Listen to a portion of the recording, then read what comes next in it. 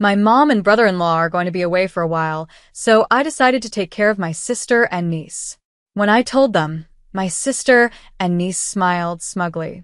I couldn't hide my frustration and bit my lip. I know you don't like them, but they're my blood relatives, so it's natural for me to care for them. If you can't accept that, divorce is an option, my husband said. It's clear his family always comes first. Even though I struggle with housework and taking care of our child, he never helps me. So, why does he make his sister his priority? As his wife, I'm not powerless. He'll regret underestimating my efforts. My name is Sophia. I'm 37 years old.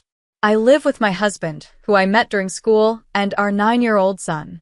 Right now, I can't find a full-time job. My first job made me tired of dealing with people, so I work part-time while taking care of our son. I try to contribute to our finances, but I often feel exhausted and dizzy. I hand my husband what little money I can each month, saying, "I'm sorry."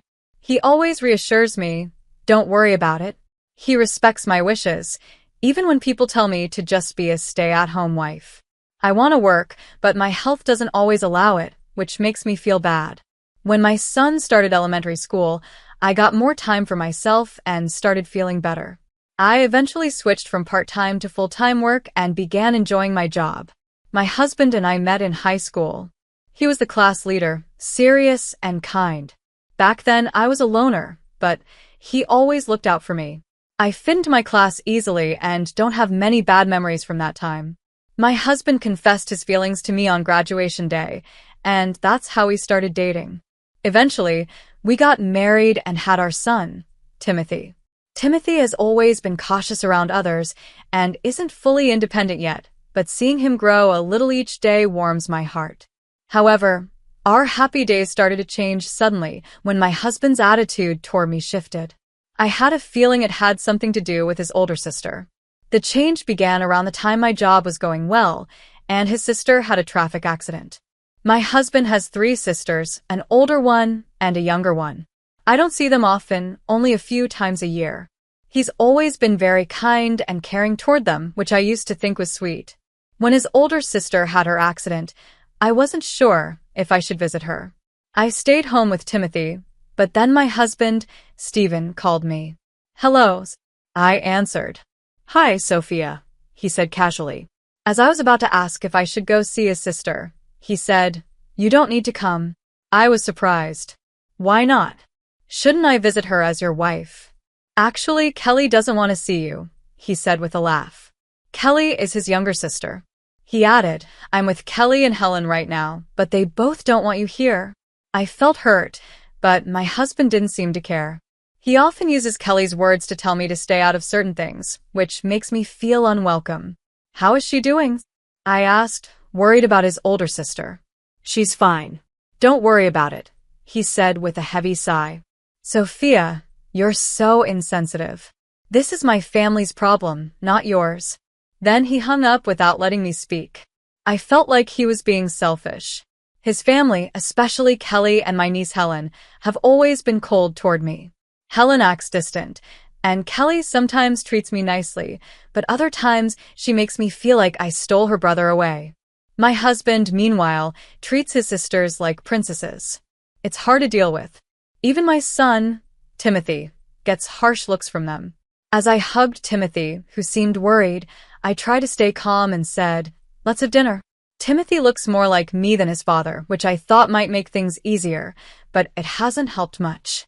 People have asked me if Timothy is really Stephen's child. We had Timothy before we got married, which might be why Stephen doesn't stand up to his family. Once, he even joked coldly, "If Kelly's right, we're getting a divorce." I always deny it with a smile, saying it's not true. I never thought Timothy would hear such a ridiculous idea, but one day he told me, "Dad said that." It's crazy to say something like that to your own child. That night, Stephen didn't come home, but Timothy and I had dinner and went to bed peacefully. The next day, Stephen came home with Kelly. She's still in high school and was wearing her uniform. As soon as they arrived, Stephen said, "Hey, Sophia, why didn't you prepare dinner?" "Kelly had to cook yesterday." I was shocked. "It was just us yesterday, so I made something simple," I explained. Stephen ignored me. Kelly is here. Didn't you make anything? It's hard to prepare on such short notice, I said. Kelly chimed in. That's terrible. I wanted cheesecake, especially from the shop near the station. I hadn't been told they were coming, but I apologized anyway. Kelly made more demands. The cake shop is popular, so get in line and buy one. Oh, and I'd like a chocolate cake too, she said. They both ignored me as I tried to explain.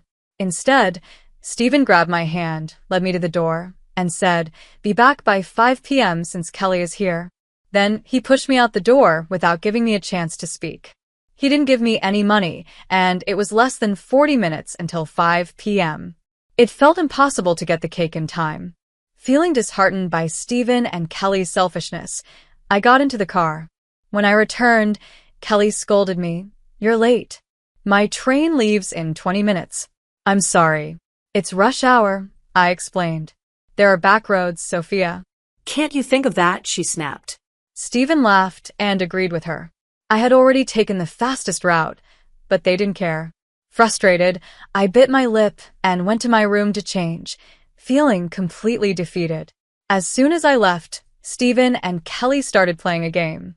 Kelly opened a box of cake and said, "Oh, there's another cake here. Is this for Timothy?" Stephen replied, "Timothy won't be back soon, right? Just get him a new one from the supermarket." With Stephen's approval, Kelly happily ate Timothy's portion of the cake. I was speechless. Didn't they care about Timothy at all? Stunned, I left them laughing and playing their game in the living room while I went to do the laundry. Later, Stephen and Kelly went out for dinner. They didn't return by 5 p.m. like they said they would. If they weren't planning to be back by 5, why did they rush me earlier? When Kelly finally returned, I spoke to Stephen about it. He grumbled, "My older sister is in the hospital and my mom and brother-in-law are there too. Can't you be a little more considerate of Kelly?" "It's not about that," I said. "If you're not coming back by 5, don't rush me." "Oh, stop making such a big deal about it," he said, covering his ears. "I really meant to be back by 5. Next time, just make sure you prepare the meals properly." "I would have if I had known they were visiting today," I replied. But I wasn't told anything. Stephen didn't care. Everything always revolves around Kelly, and he never listens to me. After that, Kelly started visiting more often, and eventually Helen, my niece, began coming too. Helen is in middle school and acts like an older sister to Timothy. Timothy enjoys playing with her, which makes me happy, but I worry because Kelly is harsh on him, and Stephen never says anything to stop her. Over time, I noticed Helen started acting cold toward me too. One day, I asked, "Have you already eaten?" "Yeah." "Mom said we should eat as a family," Helen replied. It was Timothy's birthday. I had told Stephen to come home early for it, and he remembered. He even took the afternoon off, but instead of coming home, he went straight to his family's house with Timothy. When they came back, Helen handed me a present, and Timothy casually mentioned they had already had a party there. Both of them were full, even though I had spent the day preparing Timothy's favorite dishes and a cake. No one had told me anything. If I had known, I wouldn't have gone through all the trouble. I wouldn't have cooked so much if I had known. Why do you prioritize work so much? Timothy said Grandma was upset with me. I didn't know we had plans to go there, I replied. You should have understood or checked, Timothy told me. Apparently, Kelly had made the birthday plans during her last visit and discussed them with Stephen, but no one had informed me. Kelly's impulsive decisions always cause problems in my life, and this day was no different. Stephen assumes I should just know everything, and when I don't, he blames me for being clueless. Lately, Kelly has been nicer to Timothy, so he doesn't mind going to her house, especially because his favorite cousin, Helen, is there. Here's your birthday present from me, I said to Timothy, trying to cheer him up. He looked surprised and said, this is the same as the present Kelly gave me. I was shocked. I had carefully chosen a video game Timothy wanted after discussing it with Stephen. If Kelly knew about it, it must have been because Stephen told her. I looked at Stephen, who frowned slightly and said, giving the same gift as my sister? What kind of mother does that? I tried to explain, but we chose this together. Before I could say more, Stephen added, Kelly was struggling to pick a gift, so I suggested it. Can't you read the room? You're failing as a mother. I held back my frustration, apologized to Timothy, and put the gift away. Stephen didn't notice my distress and kept talking. By the way, my mom and brother-in-law will be away for a while, so I've decided to take care of my sister and niece, he said. What do you mean? I asked. With my older sister in the hospital, it's hard for them to live alone. I'll support them. I'll take care of their food, clothing, and shelter. So please vacate your room. It seemed Stephen had already decided. He told me to move out of my room and use it as a storage space. Timothy was excited that Kelly and Helen would be coming. Stephen added, I know you don't like them, but they're my blood relatives. It's natural for me to care for them. If you can't accept that, divorce is also an option.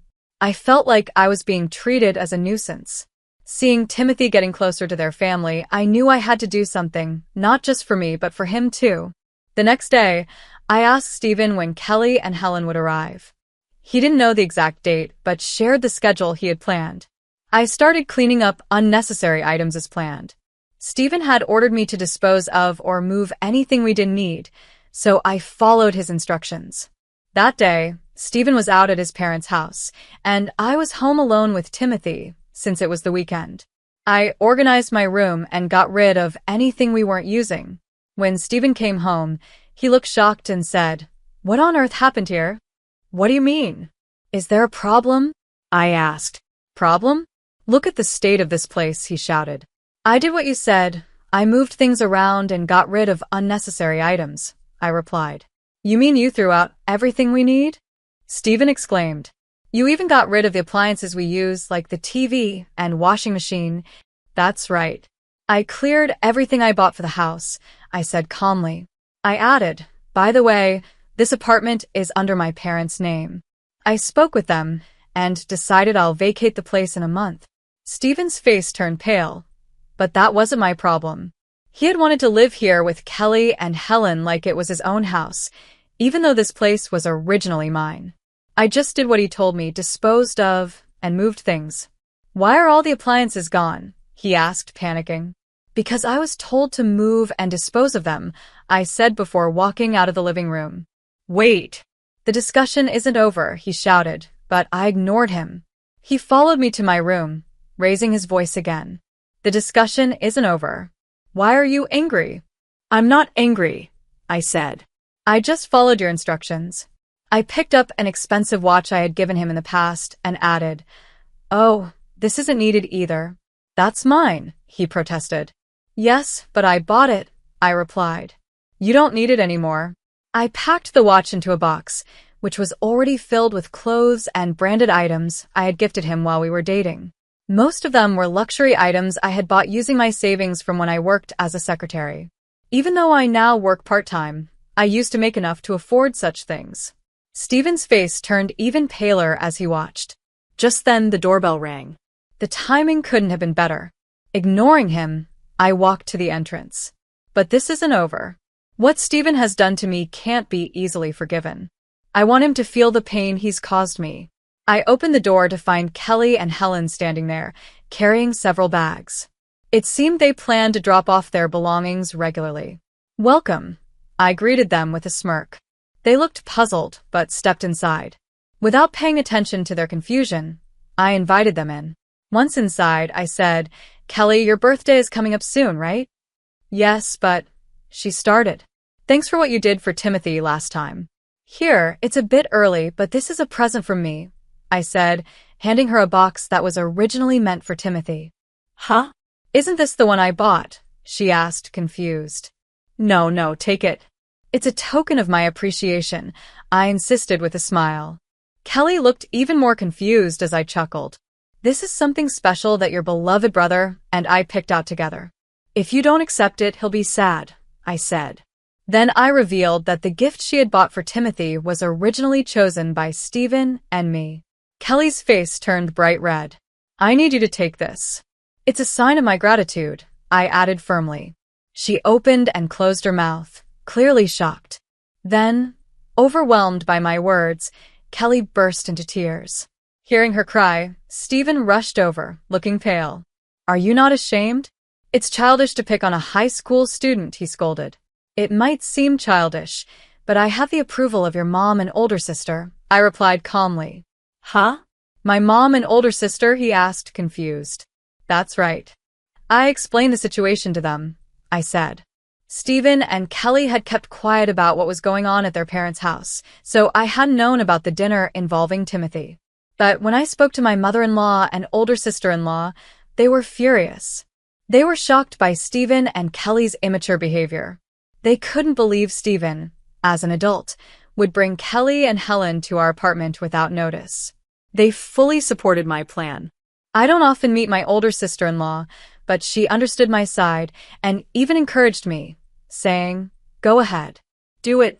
Stephen tried to defend his actions, saying, "I know you don't like Kelly and Helen, but they're my blood relatives. If you can't accept that, we should get a divorce." That's fine. "Let's get a divorce then," I said, surprising him. It seemed Stephen expected me to refuse. Shocked, he watched as I handed him the divorce papers I had already prepared. "Wait," he panicked as he realized I was serious. I told Stephen that the apartment had already been sold, and my belongings were moved to another place. I also had his family's approval. "You want a divorce, right? I'm happy to accept. Now, sign the papers quickly. I have a bus to catch at 5 p.m., I said. "Wait a minute," he protested. I repeated the same words he had once said to me. Disturbed, he eventually signed the divorce papers. Finally, I was free from him. As he hung his head, Stephen asked, "What about Timothy?" "I have his consent," I replied. "No way," he exclaimed. When I had talked to Timothy about it, he immediately agreed to come with me. I was so relieved that he chose to leave with me. This decision freed me from Stephen and his family.